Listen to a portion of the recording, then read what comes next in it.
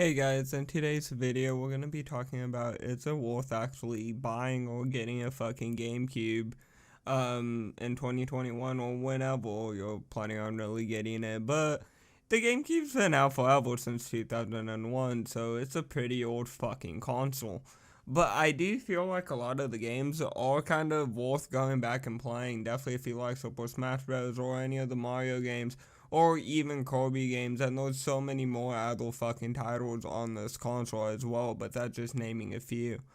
But pretty much, they're all like pros and there are some cons, but again, I feel like the pros heavily weigh out the cons. Like, the cons are very small, and they're just kind of things that happen because they were just so early on, and like, just people making consoles that they could, maybe if they did make a GameCube nowadays, easily fix these issues, but they kind of were working with what they had at the time, you know? Or just some of the things you can kind of do a loophole around. But pretty much, let's get into it. So, one of my favorite things about the GameCube, and everyone kind of would agree that does like the GameCube, is a small and pretty fucking portable. It's, again, a fucking GameCube. It's a cube. It's fucking tiny, and it's really nice. It has like a little handle on it. But like, I wouldn't say it's portable like the Switch, obviously, where you could play it wherever you want, but it's portable enough to where if you want to take it to your friend's house or fucking move it, it's not a pain in the ass like some consoles can be. And then also, it's like if you do also have a lot of consoles already, or you just don't want you don't want to have a console that takes up a lot of space, like you're just kind of limited on space, the GameCube's good for that, because the GameCube's fucking tiny, it will fit anywhere. But, kind of like what I said is, the GameCube has like a lot of good fucking games. It is kind of like any other game library.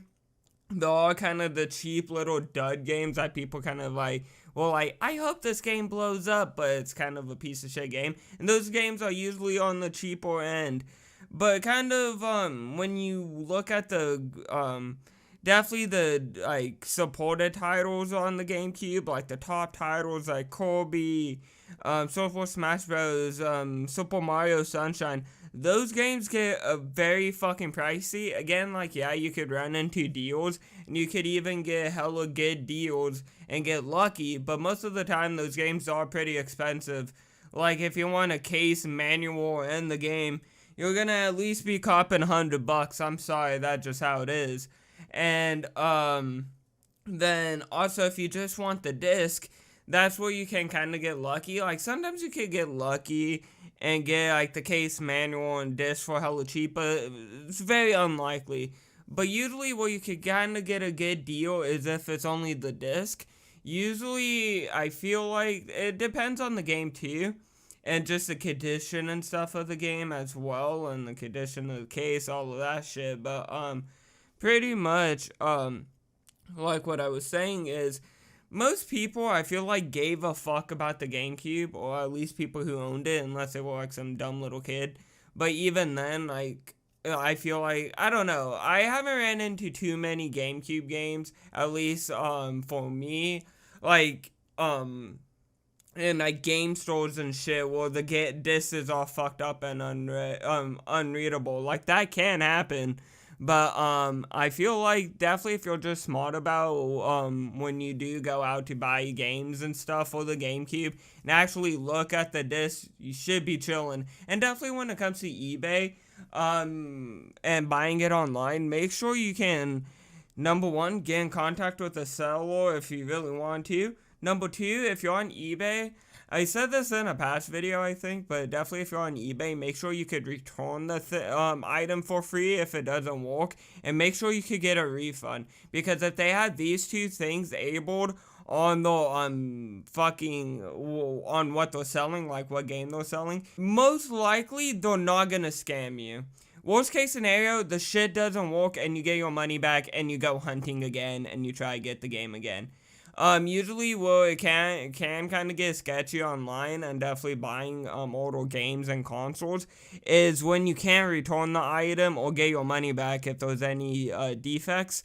There is a lot of places that will give you your money back if anything, or if there is any issues. But definitely when on eBay or any sites like that, make sure you got free returns and you got your, like, where you can get your money back as well. Because there are some sales on Craigslist, like, where some people will be selling shit, and it's a good ass deal, but you can't return it if it doesn't work, or you can't get your money back. So most likely they'll just scam you, give you a broken disc, or even worse, sometimes they don't even know if it's broken, and you just get a broken disc, or you just get scammed and get a fake game. So definitely just kind of be smart with it, just common sense. But again, you could get a GameCube again roughly for like $100 to like 150 again. With these older consoles, what's really cool is that's like the average where you could kind of get these consoles for. But again, you could run into deals and shit every once in a while and shit like that. So definitely, I would say it's worth getting the GameCube. The controllers are fucking, it's the fucking GameCube controller. They're fucking good. I really like them. Yeah, they feel fucking old and shit. I wouldn't say they're the best fucking controller ever made, but definitely out of the original Xbox, the PS2, I really like the GameCube controller. It's not too big, not too small. The buttons kind of feel like they're like, it makes sense. It's not like the Nintendo 64 where the Joy-Cons in the fucking middle for some fucking reason. You know what I'm saying? It just, everything fits really well. And again, like I said, there's a ton of fucking good titles on this bitch. And, the one thing that also does kind of suck with the GameCube is since it's on a smaller disc, the games won't be as big as like PS2 games or as Xbox games. So the games are more compact, and that will kind of lead to some games like if you get, I'm not too sure. Again, I don't have these titles, but this is what I've seen kind of looking into this and shit. Because I have a GameCube myself, but I don't have like Tony Hawk Underground 2 for the GameCube, but I have it for the PS2. But if you got it on the PS2, it would look a little bit better than if you did get it on the GameCube, because the GameCube's running on a smaller disc, whereas the smaller disc has smaller memory size. But it's not like, I don't think it's that big of a fucking difference. Again, it's a GameCube. GameCube kicks ass. A lot of the games look really good, and I enjoy playing them, and they work very well. But then, we're gonna get into a few of the little bit of cons with the GameCube, and these are pretty much just little small cons that they kind of ran into because they were working with what they had at the time in 2001, or even just things you can kind of get around. So number one is the game injector is very fragile. So if you have a GameCube and the game injector isn't fucked up, like mine isn't that fucked up, but it's a little bit. Like sometimes I'll push it down and it'll pop back up. And I'll push it down and I'll pop back up. And I gotta do it like 3 times and then it'll finally fucking close. But sometimes the game injector can be really fucked up on a lot of GameCubes. And pretty much, since technically with the GameCube, it's like technically a flap at the top of the GameCube, it's very fragile or it can break very fucking easily, so don't be a fucking dumbass. And don't drop your GameCube, pretty much, that's all I'm fucking saying. Number 2, like with most older consoles like the original Xbox and the PS2, and fucking great, like the good old GameCube and all the early 2000 consoles, besides like the Xbox and PS3 is kind of when they started changing this shit. So, kind of, yeah, really just early 2000 consoles.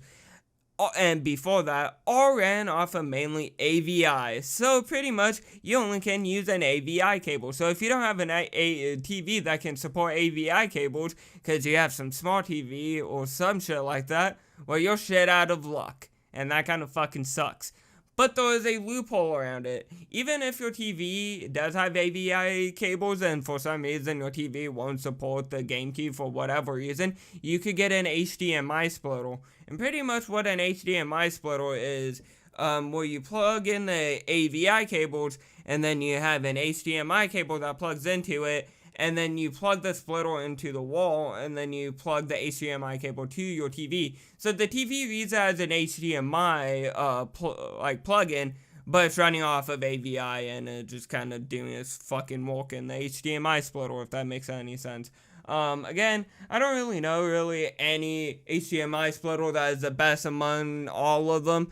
I would just say don't overspend on one and don't underspend. If you underspend, you're probably gonna get a piece of shit. If you overspend, you're spending too much money. Just spend something between $15 and $20 and it'll probably fucking work and problem fucking solved. But, then another thing is you need a memory card, like any older console, before we kind of moved to the PS3 and the good old 360 and ran off hard drives and shit. You need a fucking memory card. Again, you could get these for like $20 from any retro game store or game stores that sell GameCube accessories. And then also you could find these on eBay for, again, like I said, $15, $20. And then, I would say this is a con, but it kind of makes fucking sense. But a lot of GameCube games are fucking expensive. Like, I can't stress this enough. Some games run for a ridiculous amount of money, but it makes fucking sense. Because while everyone in the early 2000s was all crazy about the Xbox and PS2, some people gave a fuck about the GameCube. But sadly, not everyone. So there was limited production of games on the GameCube and limited production of the GameCube as well. It's not that limited where it's like, oh fuck, I can't find it. It's so hard to find. It's a relic. But it's kind of getting close to though, a little bit. And again, it's not like it's so fucking hard to find these games. It's just so hard enough to where people will price them up really fucking high, because they know it's hard to find these games, so they want to get their bang for the buck. And it kind of makes fucking sense, but at the same time, that is one downside, and one thing you just gotta accept is, okay, I'm gonna buy a game that was made in 2001 for $100 fucking dollars. But again, if you buy the right game and you really like it, it's fucking worth it at the end of the day. Like how I try to see things is like, yeah, save your money, but money's money. Try and enjoy things in life. Life's not all about money. So that's definitely one thing that's like I kind of got the cons out of the way, and I'm gonna kind of wrap up the video here. But pretty much, yeah. The GameCube's fucking worth it. A lot of people say, oh, go buy the Wii, it's more small. Oh, the Wii's this. Oh, you could play GameCube games on the original Wii anyways. Fuck you. I don't give a fuck. Wii's kinda cool, but to be honest, the GameCube's kinda cool. Like, if you think about it, okay, the Wii's like the naughty little fucking dumb fuck, like, little brother that, like, you kinda hang out with. Just like, or like you just hang out with them so they don't feel all lonely. Like, they're kind of cool. They like have some cool, unique things about them, but you kind of hang out with them so they don't feel left out. But the GameCube is like the cool older brother, I don't know, fucking radical dude just fucking jumping off cliff ledges into the ocean type shit. I don't know. For me, I just feel like the GameCube's a little bit cooler than the Wii. Like, the Wii, I feel like that was when Nintendo was like, oh fuck, we could make a lot of money, and they fucking did. And like, they had a lot of good titles on the Wii, but I feel like they also did start spamming way more titles on the Wii that shouldn't fucking exist, and were like, hey, game publishers, if you publish a game and it at least makes a little bit of money, I don't give a fuck, publish the game. And it just got like the Wii game, like the game library, it just got too flooded, I feel like. And I feel like with the GameCube, it's more compact and nice. So kind of at the end of the day, those are your two factors. So if you like collecting and you want to own a GameCube, fucking do it, it's worth it. But if you do kind of want to just take like a chill little easy route, you technically can get a Wii and play Wii and GameCube games. So again, that's only what fucking nerds would fucking do. I would just say buy a fucking GameCube, fuck a Wii, to buy a Wii U, because then you could play Wii U and Wii games, and then you have the fucking GameCube, because, I don't know, there's just something about the GameCube and launching it up and just seeing the little squares bounce around the screen and shit, that it's just like the Wii has a shit that I like about it, like the music, some beat, it's a hella good, but the GameCube, when the fucking middle scroll just hits the fucking middle and the fucking GameCube launches, that's like an instant fucking nut. I don't give a fuck. But besides that, I hope you guys at least obtained from this video to buy a fucking GameCube. It's fucking worth it. And yeah, Hope you liked today's video. Subscribe, turn on notifications, and I'll see you guys all in the next video. Bye, guys. My case and I break the rim when I duck that shit.